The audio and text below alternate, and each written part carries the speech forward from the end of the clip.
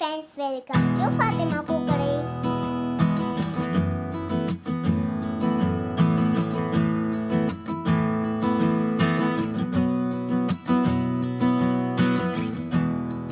Hi അസ്സലാമു അലൈക്കും welcome back. ഇന്നൊരു അടിപൊളി നമ്മുടെ കോഴിയടയുടെ റെസിപ്പിയാണ്. പക്ഷെ കോഴി കൊണ്ടല്ല, നമ്മുടെ ബീഫ് കൊണ്ടാണ് ഈ കോഴിയട തയ്യാറാക്കിയിരിക്കുന്നത്. വളരെ ടേസ്റ്റി ആയിട്ടും വളരെ ഈസി ആയിട്ടും ചെയ്യാൻ പറ്റിയ ഒരു സിമ്പിളായിട്ടുള്ള സ്നാക്കാണ്. എന്നാൽ ശരി, കുട്ടികൾക്കൊക്കെ നല്ല ഇഷ്ടപ്പെടുന്ന ഒരു റെസിപ്പിയും കൂടിയാണ്. ഞാൻ ഇതിനു മുമ്പ് ഇതിൻ്റെ ചിക്കൻ്റെ കോഴിയട ഞാൻ ഇട്ടിട്ടുണ്ടായിരുന്നു. എന്നാൽ ശരി, നമ്മുടെ വീഡിയോയിൽ പോകും മുമ്പ് എപ്പോഴും പറയും പോലെ തന്നെ ഫാത്തിമ കുക്കറി ചാനൽ ഇതുവരെയും സബ്സ്ക്രൈബ് ചെയ്യാത്ത കൂട്ടുകാരാരെങ്കിലും ഉണ്ടെങ്കിൽ ഒന്ന് സബ്സ്ക്രൈബ് ചെയ്തിട്ട് നോക്കണേ. അതിൻ്റെ അടുത്തിരിക്കുന്ന കുഞ്ഞ് ബെല്ലൈക്കണിൽ ഓൾ കൊടുത്താൽ ഞാൻ വീഡിയോസ് അപ്ലോഡ് ചെയ്യുമ്പോൾ നിങ്ങൾക്ക് നോട്ടിഫിക്കേഷനായിട്ട് കിട്ടുള്ളൂ. എന്നാൽ ശരി, അതിൻ്റെ ഇൻഗ്രീഡിയൻസ് എന്താണെന്ന് നോക്കാം.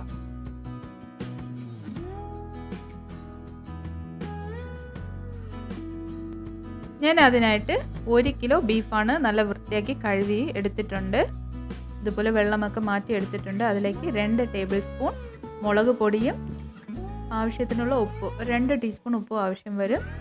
എന്നിട്ട് കുറച്ച് മഞ്ഞൾപ്പൊടി, 1/4 ടീസ്പൂൺ മഞ്ഞൾപ്പൊടിയും ഇട്ട് 1 ടീസ്പൂൺ വെള്ളവും കൂടെ ഒഴിച്ച് നമ്മൾ കുക്കറിൽ ഒരു 3 വിസിൽ ഹൈ ഫ്ലെയിമിലിട്ടാണ് എടുത്തത്.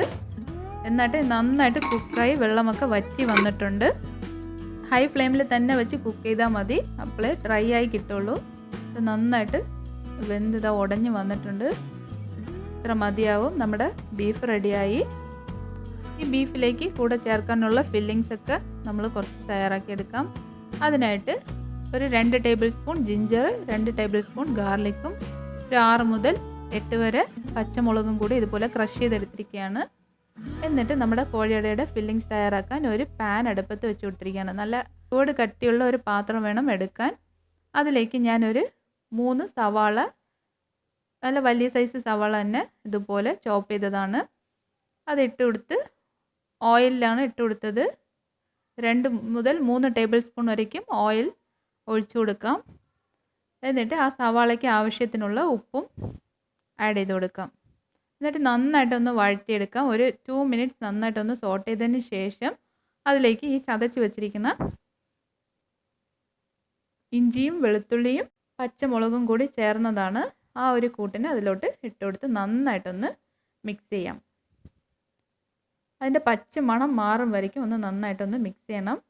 മീഡിയം ഫ്ലെയിമിൽ ഇട്ടാൽ മതി, പെട്ടെന്നായി കിട്ടും. ഇതുപോലെ നന്നായിട്ടൊന്ന് മിക്സായി കിട്ടിയതിന് ശേഷം നമ്മൾ നേരത്തെ വേവിച്ചെടുത്ത ബീഫിനെ ഒന്ന് ഷ്രെഡ് ചെയ്തെടുത്തിരിക്കുകയാണ്. അതിനെ ഇതിലോട്ട് ആഡ് ചെയ്ത് കൊടുക്കാം. എല്ലാം നല്ല വെന്ത് കിട്ടിയതുകൊണ്ട് പെട്ടെന്ന് ഷ്രെഡായി കിട്ടിയിട്ടുണ്ട്. ഇതുപോലെ അതങ്ങനെ അല്ലെങ്കിൽ നമ്മൾ ഒന്ന് മിക്സിയിലൊന്ന് നന്നായിട്ട് ഒരു പൾസിട്ട് എടുക്കാം.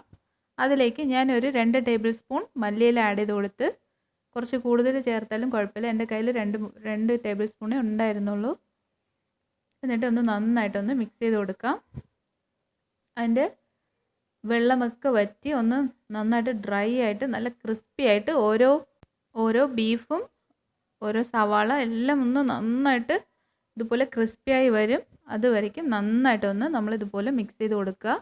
ഒരു 20 മിനിറ്റ്സ് എങ്കിലും ആവും. നമ്മൾ മീഡിയം ഫ്ലെയിമിലിട്ട് ഇതുപോലെ ചെയ്ത് കൊടുത്തുകൊണ്ടിരിക്കുക. നന്നായിട്ട് ഡ്രൈ ആയി കിട്ടട്ടെ. മിക്സ് ചെയ്ത് കൊടുത്തുകൊണ്ട് തന്നെ ഇരിക്കണം.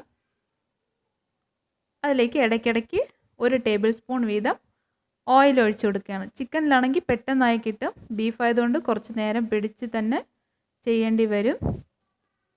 ഇത് ചെയ്യാൻ ബെസ്റ്റ് നല്ല കനമുള്ള ഉരുളിയിലൊക്കെ ആണെങ്കിൽ പെട്ടെന്നായി കിട്ടും. ഇതുപോലെ നന്നായിട്ടൊന്ന് മിക്സ് ചെയ്ത് കൊടുക്കാം. അതുപോലെ തന്നെ നമ്മുടെ ചിക്കൻ്റെ കോഴിയടയുടെ റെസിപ്പി കാണാത്തവരാരെങ്കിലും ഉണ്ടെങ്കിൽ ഒന്ന് പോയി കണ്ടു നോക്കുക. വീഡിയോ നിങ്ങളെ ഫ്രണ്ട്സുമായിട്ട് ഒന്ന് ഷെയർ ചെയ്ത് കൊടുക്കണം. എന്നാൽ ശരി, നമ്മുടെ ചാനൽ സബ്സ്ക്രൈബ് ചെയ്യാൻ ഒട്ടും തന്നെ മറക്കരുത്.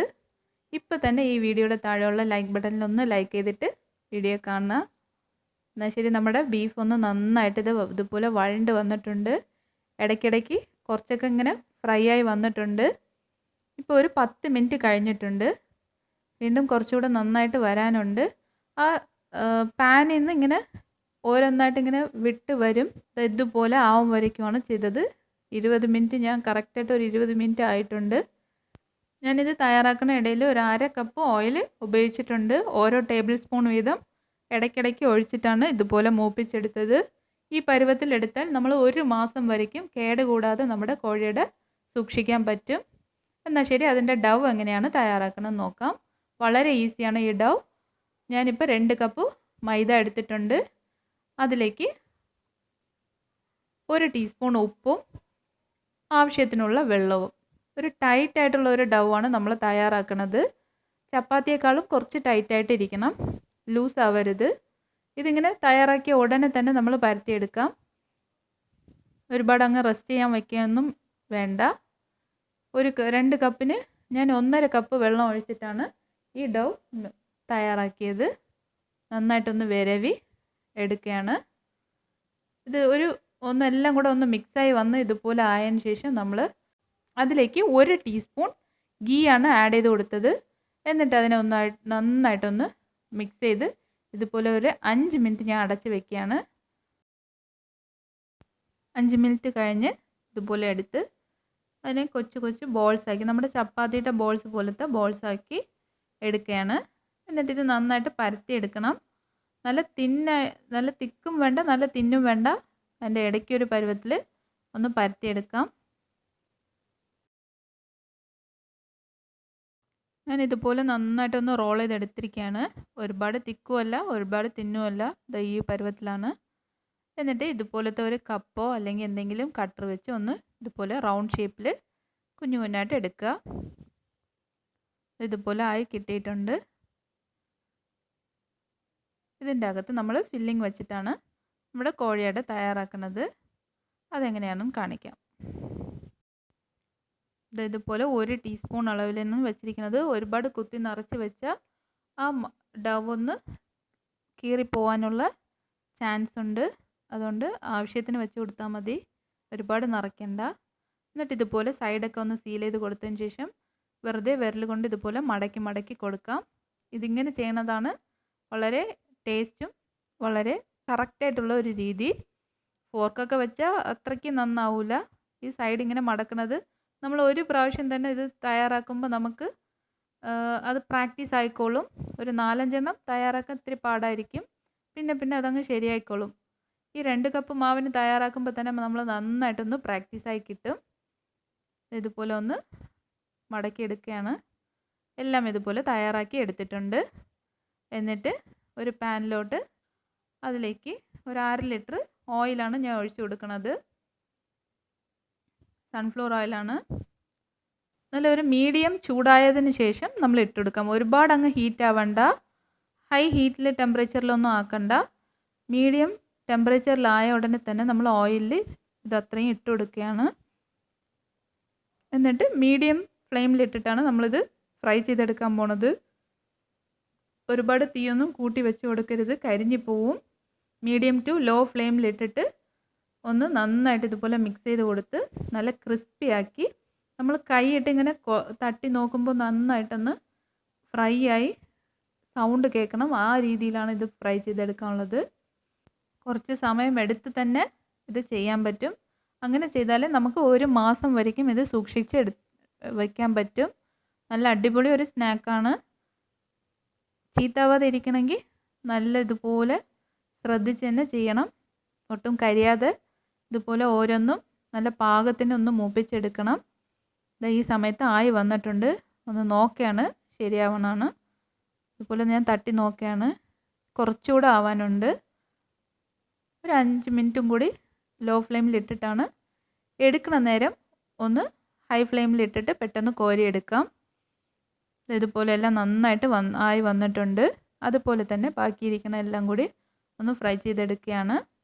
ഇത്ര തന്നെ വളരെ എളുപ്പത്തിൽ തയ്യാറാക്കി എടുക്കാൻ പറ്റും. ചെറുതായിട്ട് കുറച്ച് സമയം ചിലവഴിച്ച് നല്ല ടേസ്റ്റി ആയിട്ട് നമ്മൾ ഒരുപാട് ദിവസത്തേക്കുള്ള സ്നാക്കൊന്ന് തയ്യാറാക്കി എടുക്കാൻ പറ്റും. ഇതുപോലെ ഒന്ന് നിങ്ങളും ട്രൈ ചെയ്ത് നോക്കുക. ഇതിൻ്റെ ഫീഡ്ബാക്ക്സ് എൻ്റെ കമൻറ്റ് ബോക്സിലോട്ട് അറിയിക്കാം. ഒട്ടും തന്നെ മറക്കരുത്. വീഡിയോ ഇഷ്ടപ്പെട്ടാൽ ലൈക്ക് ചെയ്യാനും നിങ്ങളുടെ ഫ്രണ്ട്സുമായിട്ടൊന്ന് ഷെയർ ചെയ്യാനും നമ്മുടെ ഫാത്തിമ കുക്കറി സബ്സ്ക്രൈബ് ചെയ്യാത്തവർ ഒന്ന് സബ്സ്ക്രൈബ് ചെയ്യാനും മറക്കരുത്. Thank you. അസ്സലാമു അലൈക്കും. Thanks for watching. Please subscribe my channel. Click bell icon. Select all. Like, comment and share.